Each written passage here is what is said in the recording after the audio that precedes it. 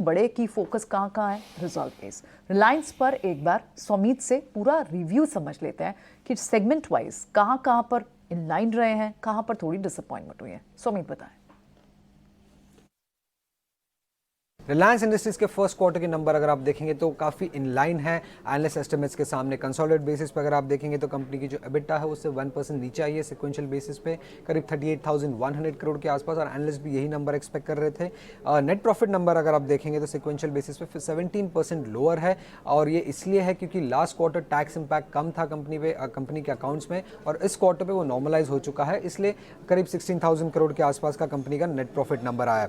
अब segment wise अगर हम देखें तो O2C सेगमेंट का जो परफॉर्मेंस था वो भी इनलाइन आया, बट आपको ये चीज़ याद रखना होगा कि नंबर 6% लोअर इसलिए है क्योंकि सिंगापुर ग्रॉस रिफाइनिंग मार्जिन अगर आप देखेंगे तो वो भी $4 से नीचे था ऑन अ सिक्वेंशियल बेसिस। उसके अलावा अगर आप देखेंगे तो रिटेल सेगमेंट का जो एबिटा है वो स्लाइटली अहेड है एनालिस्ट एस्टिमेट्स के सामने। एनालिस्ट करीब 5,000 करोड़ के आसपास एक्सपेक्ट कर रहे थे नंबर को, बट कंपनी का जो रिटेल एबिटा आया है वो 5,150 करोड़ का आया है।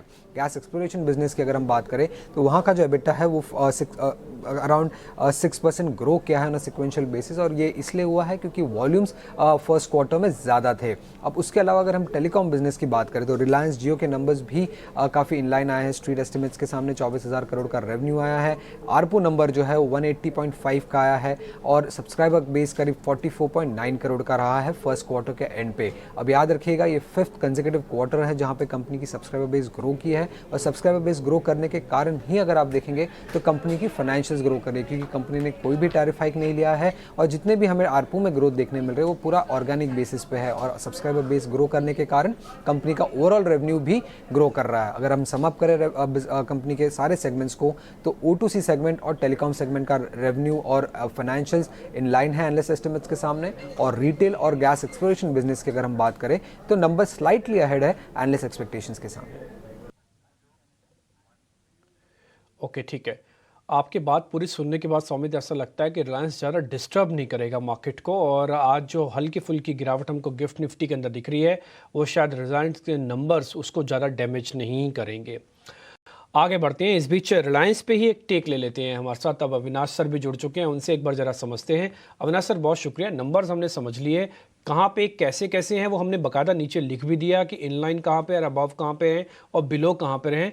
आपका एनालिसिस क्या कहता है, आज क्या करना चाहिए, और जिनके पास ऑलरेडी रिलायंस है उनको क्या करना चाहिए? Good morning Dimpy.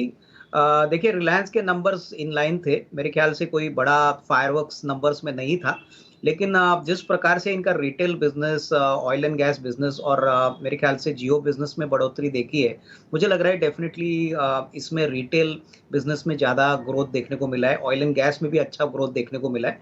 कहीं ना कहीं टेलीकॉम के नंबर्स में यानी कि जियो के नंबर्स में थोड़ा सा स्टेडी ग्रोथ देखने को मिला है। अनुमान था कि यहाँ पे ग्रोथ अच्छा आएगा, लेकिन मुझे लग रहा है कि ओवरऑल इन लाइन है, ऐसा कोई नेगेटिव बड़ा सरप्राइज नहीं है। हालांकि प्रॉफिट वाई वाई बेसिस पे करीबन 11% डाउन है, बट मेरे हिसाब से ये इसलिए है क्योंकि इंटरेस्ट कॉस्ट इस क्वार्टर में काफी बड़ी मात्रा में बढ़े हैं। बट ओवरऑल अगर बिजनेस की ग्रोथ देखे तो मेरे ख्याल से जो कमेंट्री मैनेजमेंट ने दी है वो काफी ठीक ठाक है। मेरे ख्याल से रिलायंस का जीडीआर मेरे ख्याल से पिछले हफ्ते 5-6% डाउन था, तो हो सकता है कि आज के मॉर्निंग सेशन में आपको एक थोड़ा कमजोर ओपनिंग देखने को मिले, बट उसके बाद towards the second half of the session today थोड़ी सी बाइंग आपको देखने को मिल सकती है, और करंट प्राइस में मुझे नहीं लग रहा है कोई बड़ा डैमेज या बड़ा पैनिक सेल ऑफ आपको इस प्राइस पे देखने को मिलेगा। मार्केट अभी नेक्स्ट ट्रिगर यानी जियो फाइनेंशियल सर्विसेज के लिस्टिंग को देख रही है। ऑलरेडी 260 रुपए की फेयर वैल्यू निकल पड़ी है जियो फाइनेंशियल के लिए, तो ये मेरे ख्याल से 1-1.5 महीने में लिस्टिंग होगी, तो यहाँ पे मुझे लग रहा है मार्केट्स कीनली वेट करेगा कि किस तरह की वैल्यू अनलॉकिंग होगी, but net numbers are in line with expectations. इसके नतीजों के बाद जो आंकड़े आए हैं और जो एक्सपर्ट्स का व्यू है ये कि ज़्यादा डिसरप्शन नहीं होगा, और ये गिफ्ट निफ्टी से कहीं ना कहीं संकेत मिल रहे हैं, क्योंकि बहुत ही कम गिरावट के साथ हम ट्रेड होते हुए देख रहे हैं गिफ्ट निफ्टी को।